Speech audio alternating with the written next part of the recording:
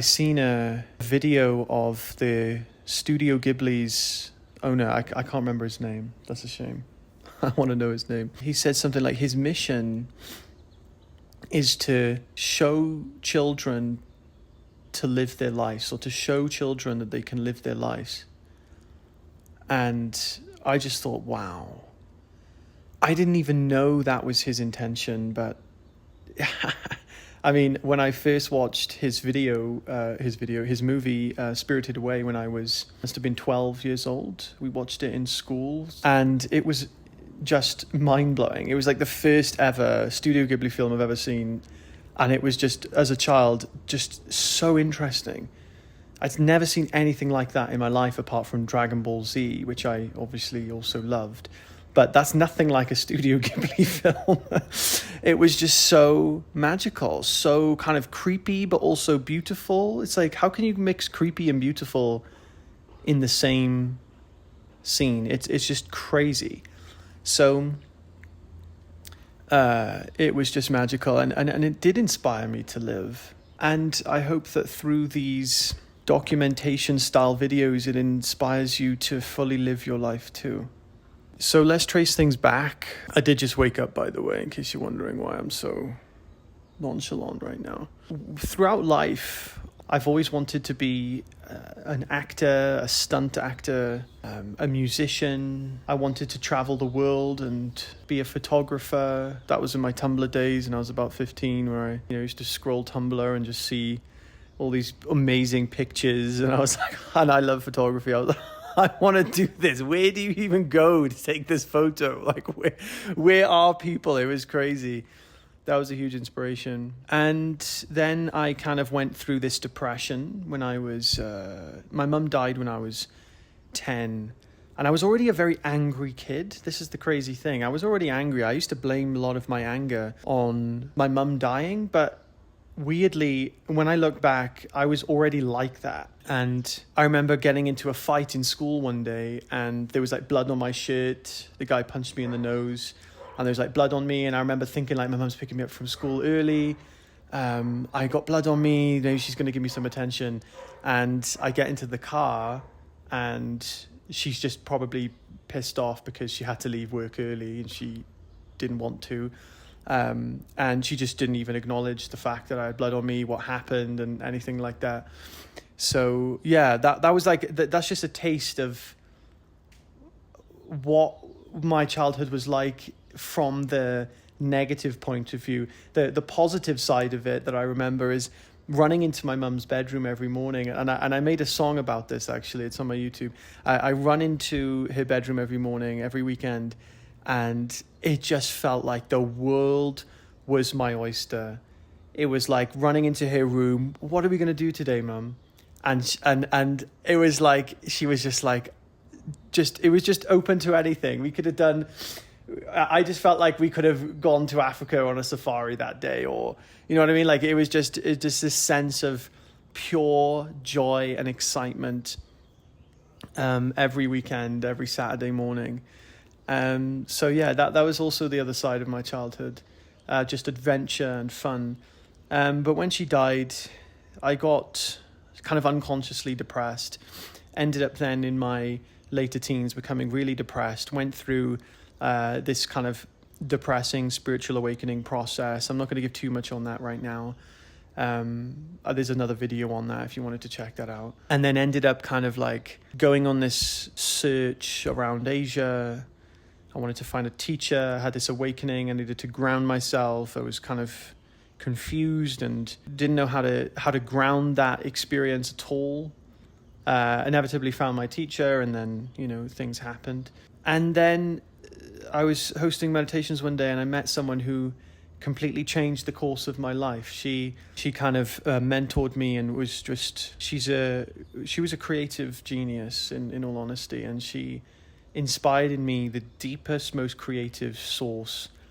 And I never looked back, and I did pretty much anything I could think of doing, from brand strategy, which was her profession, to thinking of product development, less physical products, and more like trying to help people build their own kind of knowledge base. And then I went into sales, and then I wanted to look into marketing and then photography and graphic design. And these are all kind of like the areas that I was in, like these kind of creative places. And then she inspired my poetry, and I was filming poetry videos, which sadly I never released, but my good friend Floyd is an absolutely incredible videographer, and we filmed some amazing stuff, and I'm kind of sad that we never ended up releasing it. And then this brings me to today, where I'm sitting in Mexico with a community, a YouTube channel. I went on this Eastern trip, then a Western trip, explored Eastern spirituality, explored the business side of the Western world, and then went into marketing and sales. I used to work for a relationship coach called Adam LaDolce, and then I worked for Marissa Peer very briefly before quitting that to start my own community. It just didn't make sense anymore for me to work for somebody else. I was pretty much unemployable anyway. I've got fired from a bar, from a chip shop, from a pub, all within the first month, because I just couldn't do the job. It was just someone asked me one time for like half a pint of black and half a pint of Bow. Brains black and Bow, is that Budweiser? I can't remember, something like that. So like I would pour, I'd get a pint glass and I would pour half of the pint with Bow, Strong Bow, that's the one. Half of the pint with Strong Bow, and then half of the pint with Brains Black. No one ever has that combo. That's not what you're supposed to drink, but I didn't know any better. So I would like pour it into there, and like, there you go, sir. He's looking at it like, what the fuck is that? He literally said that. He's like, that's not what I asked for. I said, it's half a pint of black and half a pint of Bow. And he didn't laugh. He just looked at me like, you are the dumbest kid I've ever seen work here. How did you get the job? And I was like, I'm so sorry. When you do stuff like that, it was weird. The vibe was like, yeah, you're an idiot, rather than like, oh, how funny is it you did that, you know? We already are manifesting. This is my point of view. We manifest everything. We don't realize we're doing it, but everything is a form of manifestation. Obviously, things come from somewhere, and we get that thing to come from the thing. And that's obviously a very dumbed down version of the way I'm saying it. But I started to become aware of this, and I started to realize that none of my spiritual kind of background, none of my spiritual understanding was enough. Like, it was like I started to realize that none of the spiritual awakenings that I'd had were sufficient enough to uproot the sense of financial lack and financial trauma that I had developed throughout my entire life. So I realized that the tendencies were still there, and unless I did something about the tendencies, they would just repeat. So I started to notice that I had this terrible beliefs around money. And that was when I realized that if I don't rewrite these beliefs and actually take action on that, I'm going to be broke, and I'm not going to be able to do any of the things that I actually want to do in life that are out of a celebration. And a lot of people seem to think that they can't live a fully lived life if they are unconditionally happy, because therefore they shouldn't need to do anything to be happy. But that is completely the opposite in my experience. In my experience, the happier we are, the more things we actually want to do, depending on who we are as an individual. For me, I wasn't doing anything because I was conditionally happy, which meant that the things I was going to do were always limited by my fear, resistance, and conditions that I had on my happiness. If I do this, I'll be shamed, I'll be judged, I'll be blah, blah, blah. So I can't do this, I can't do that. That would be conditional happiness. So my innate character is generally creative. It will do these types of things if it was given the freedom to do so, right? Just like you watching this video right now are probably very similar. So awakening kind of expands your character in direction of the trajectory that your character was already on. So when I started to learn and understand how to manifest, by the way, which I learned from this guy who I followed on YouTube since he started YouTube. I just seen him on my page one day. It was this guy called Elmer Locker Jr. as his YouTube channel, but I think his name's like David. His grandfather's name is Elmer Locker Jr. And it was when I started to see Neville Goddard videos, he popped up. And at the time, if you look at his videos, he wasn't talking about his experience. He was just pretty much filming a page of Neville Goddard's book, and just like reading it. He would just say, "Hey guys, look, this is what Neville Goddard said. He said blah, blah, blah, blah." And for some reason, I found his content so like raw, and just like, this guy just loves it. Like, this guy is just loving it right now. And I just love that about his video. It was just a video he's filmed on his phone. He's just filming the page, and his fingers like following the lines. And he's like, "Guys, Neville Goddard said that you just got to feel. The feeling is the secret, guys. You got to." And I was just like, this guy loves it. Like, to just do that. So I followed him since then. And then obviously, lo and behold, he's got an amazing story. He came out of prison. He was in prison for 10 years or something like that, I think he said. Some crazy amount of time, 8 years. Something about drunk driving. Or something, he was an alcoholic and blacked out and did some stuff, I don't know. But insane story. And I didn't know that at the time, but 300,000 subscribers later, from like 20 when I seen him, you know, I hear that story and I'm like, that is absolutely incredible. Anyway, I learned through him, who inspired me to learn from Neville Goddard and Neville Goddard's teachings, and from his teachings and what he says and what he talks about. And then Marissa Peer. And I ended up then working for Marissa Peer's company. So I listened to Marissa Peer, followed Neville Goddard. Marissa Peer helped me kind of understand my money and like blockages and abundance, and Neville Goddard helped me kind of practically implement and understand what to do on a daily basis. And then I ended up working in sales, and it was just kind of instant then. Once I understood it, it was like, okay, what do I want to do? Well, I want to make music. Okay, how do I want to make music? Well, I want to be able to have the freedom and time to do that. So I said, okay, I want to get a remote job, make about 10 grand a month, and just make music. And that's what I did. And that's what I found then. Within a week, I went on Google and just said, I was like, oh, I'm good at sales. I'll do sales. Typed in high ticket sales on Google, found the company, applied, got the job by sheer accident. I failed the numeracy and language test. I'm a full English speaker. It's my first language. I failed the only test that requires you to even have your CV looked at. So this is basically a test to kind of rule out people who aren't native speakers. I failed it.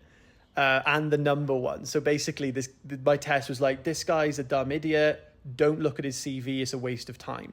He happened to look at my CV first, just out of sheer, I don't know. He just said that to me. He's like, this is the only CV I've checked first before looking at the application. And he said, when I heard your voice, I just thought I wanted to hire you. And then I got hired. And then he looked at my test after, and he was like, how did you fail that? He was like, if I seen that before you applied, I would not have hired you.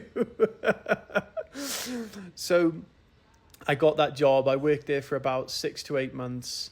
Felt what it was like to not have to look at a menu price. It was just lovely. It was my first taste of just balling, luxury flat, sauna, beautiful place.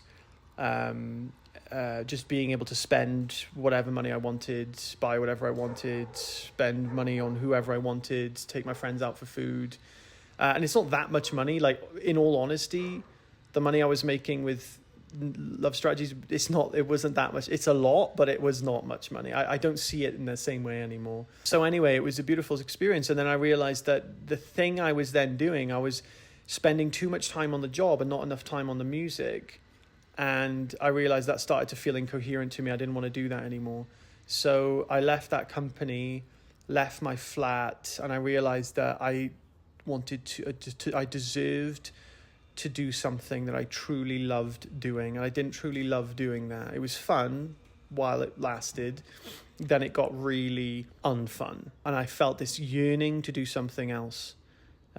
So I left the job, which meant I had to leave the flat. I was in Mexico at the time, moved in with my girlfriend temporarily, realized I can't live here without paying my girlfriend rent. I didn't have any money because I spent the money then on another business to try and get that business pumping to make more money, which is another sales business. I thought, well, I'm good at sales. I'll just teach people how to do it.